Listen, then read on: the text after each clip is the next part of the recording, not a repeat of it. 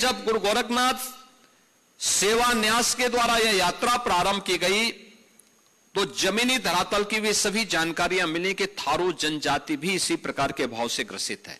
और उसके बाद ही सरकार ने फिर पहले यात्रा के बाद जब कुछ हमें डाटा मिले कि क्या क्या स्थिति है, वास्तविक स्थिति क्या है जमीनी धरातल की, तब हम लोगों ने फिर तय किया कि वे थारू, मुसहर, कोल, गौड़, चेरो, सहरिया, बुक्सा, ये जितनी जनजातियां हैं इन सभी जनजातियों को हम 100% सिचुरेट करेंगे, यानी सभी प्रकार की सुविधाओं से आच्छादित करेंगे।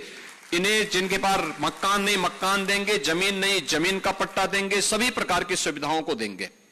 और आज मुझे बताते हुए प्रसन्नता है कि सभी लोगों को सभी प्रकार की सुविधाएं प्राप्त हो रही। नहीं तो 2017 के पहले इन क्षेत्रों में भूख से मौतें होती थी। हमें आभार व्यक्त करना चाहिए राष्ट्रीय स्वयंसेवक संघ का, सरदेव नानाजी देशमुख का और मेरे पूज्य गुरुदेव महंत वैद्यनाथ जी महाराज, जिन्होंने थारुओं के बीच में उनके बच्चों को पढ़ाने के लिए छात्रावास और स्कूल की व्यवस्था की। मुझे याद है 2007 की एक घटना। 2007 में नेपाल में कृष्णा नगर के अंदर एक भीषण संघर्ष चल रहा था, कई दिनों तक चल रहा था, समाचार पत्रों में आ रहे थे। तो मैंने हिंदू जागरण मंच के एक पदाधिकारी को फोन किया सिद्धार्थ नगर में। राजदेव जी वहां हिंदू जागरण मंच के पदाधिकारी थे। मैंने उनको फोन किया, मैंने कहा भी ये संघर्ष कैसे हो रहा है? तो उन्होंने मुझे बताया कि ये माओवाद और मदेशियों के बीच में संघर्ष है। मैंने कहा माओवादी कौन है और मदेशी कौन है? तो उन्होंने मुझे बताया कि मदेशी हैं जो भारतीय मूल के लोग नेपाल की तराई में बसे हैं, और मैंने कहा माओवादी, उन्होंने कहा ये थारू जनजाति के लोग जो नेपाल के अंदर हैं वे सब माओवादियों की ओर से लड़ रहे हैं। और मुझे लगता है काफी बड़ी संख्या में वहां हत्याएं हुई थी, काफी भयंकर खूनी संघर्ष हो रहे थे।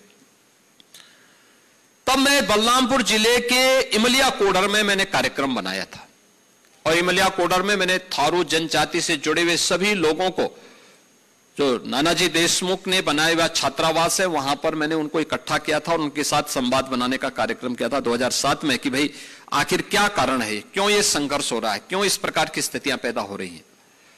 और मुझे यह सुनकर के सुखद अनुभूति हुई कि भारत के रहने वाले सभी जितने भी थारू जनजाति से जुड़े हुए लोग थे, इन्होंने कहा साहब देखिए उस समय की सरकारें उनका सुध भले ही न ले रही हो, लेकिन उन्होंने इस बात को कहा था कि हमारे लिए नानाजी देशमुख की संस्था दीनदयाल उपाध्याय शोध संस्थान के द्वारा, राष्ट्रीय स्वयंसेवक संघ के द्वारा, मां पाटेश्वरी मंदिर देवी पाटन के द्वारा और उससे जुड़ी हुई संस्थाओं के द्वारा उनके लिए कार्य किया जा रहा है। और हम लोग भारतीय हैं, पहले भारतीय हैं, और हम भारत की आन मान और शान के विरुद्ध किसी भी प्रकार का कोई षड्यंत्र स्वीकार नहीं करेंगे।